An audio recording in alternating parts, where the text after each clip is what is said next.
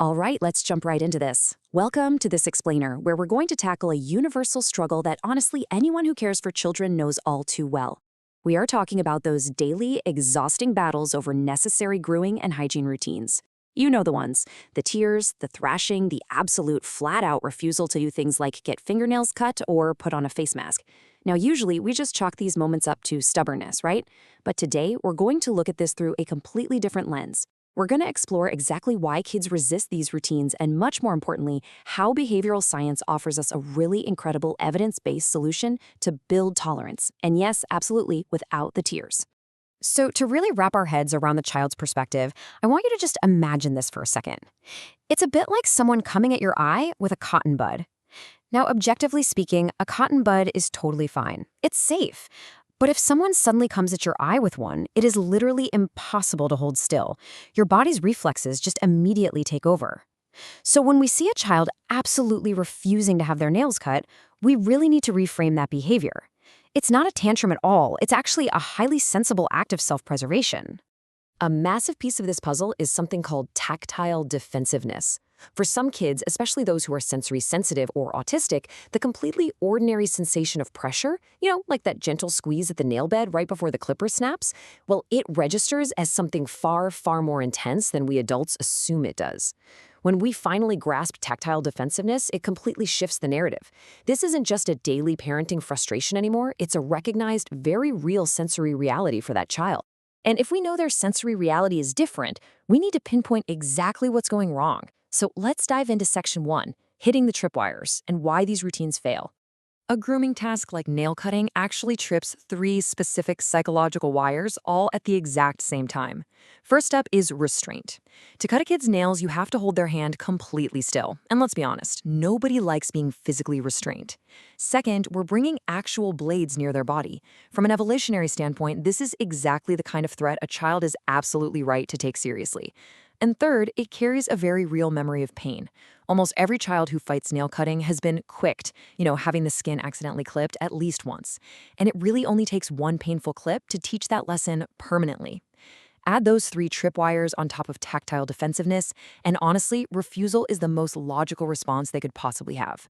But there is a way through this, and for that, we turn to some really fascinating empirical evidence. Let's move to Section 2, the mask-wearing study, Science in Action.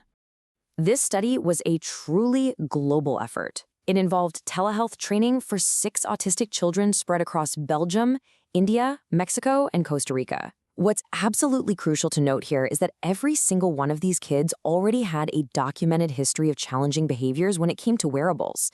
They would cry, shout, or just throw the mask when asked to wear them. So caregivers were coached remotely by a behavior analyst to implement a very specific behavioral intervention, all to help these kids tolerate masks, which, as we all remember, were heavily mandated in public spaces at the time. And the results? They were just brilliant. As you look at the data here from Maria, Selva, and Mateo, notice how the open circles represent the graduated exposure steps they completed, while those solid black dots represent the consecutive minutes they actually wore the mask. Look at how closely those lines track together, especially for Selva and Mateo. Over on the left, during the baseline phase, you're seeing 0 minutes of mask wearing, but as they move through the intervention, mastering step after tiny step, that duration just shoots right up. It's such a beautiful visual representation of systematically building up tolerance. So what's the big takeaway number? It's 10. 10 continuous minutes of wear was the terminal mastery criterion for the study. And by the end of the intervention, every single one of the 6 participants successfully hit this 10-minute goal without showing any challenging behavior, no meltdowns at all. Plus, they were actually able to generalize this new skill to novel masks and real-world community settings like riding a train or just walking down the street. It was a massive success. Okay, so how on earth did they actually pull this off? Let's unpack the methodology in Section 3, the Science of Tolerance Graduated Exposure.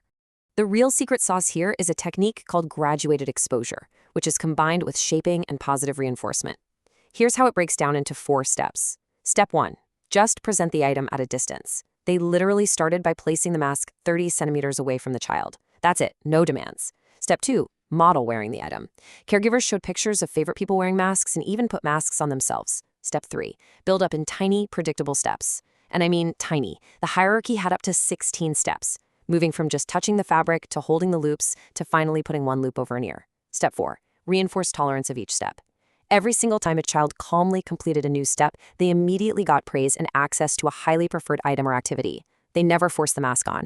Instead, they completely avoided triggering those sensory tripwires we talked about earlier by keeping the whole thing incredibly gradual and super rewarding. Just as a quick aside, the researchers were incredibly thorough here. They used fingertip pulse oximeters to measure the kids' oxygen saturation levels throughout the study. The analysis confirmed that wearing the mask didn't negatively affect their blood oxygen levels at all. So the intervention was completely safe physiologically. The hurdle was entirely about behavioral and sensory tolerance. So how do we take this massive success and apply it to those everyday battles, like trying to cut a child's nails? That brings us to section 4. What helps and hurts? Practical takeaways. First things first, we have to look at what actively hurts our progress. And we've all done it, right? The ambush. We wait until the child is totally distracted, we grab their hand, and we try to clip as fast as humanly possible. It feels so efficient in the moment, but behavioral science tells us this is literally the worst thing we can do. It teaches the child that their hands can be grabbed without warning. So what happens? They start guarding their hands all the time. Actually, it pretty much guarantees that next month's attempt is going to be infinitely harder than this month's. We have got to trade the ambush for graduated exposure. Those tiny, highly predictable steps that actually build long-term trust and tolerance. So what does this graduated exposure actually look like for grooming in real life? Here are 3 actionable takeaways straight from the evidence. First, restore predictability. Do just one nail at a time, count out loud so they know exactly when it's going to end, and establish a stop signal that you honor immediately. No questions asked. Second, change the tool and the timing. If clippers are the main trigger, just use a nail file. Try doing it after a bath when their nails are soft, or while they're totally absorbed in an iPad, or hey, even when they're asleep if that works for your family this week. Third, and honestly, this is the real game changer, reward the tolerating, not the finishing. Lavish them with praise and reinforcement for sitting calmly through just one single nail. It's that initial calmness that will eventually generalize to the whole shebang. Now, a really important safety line before we finish up today.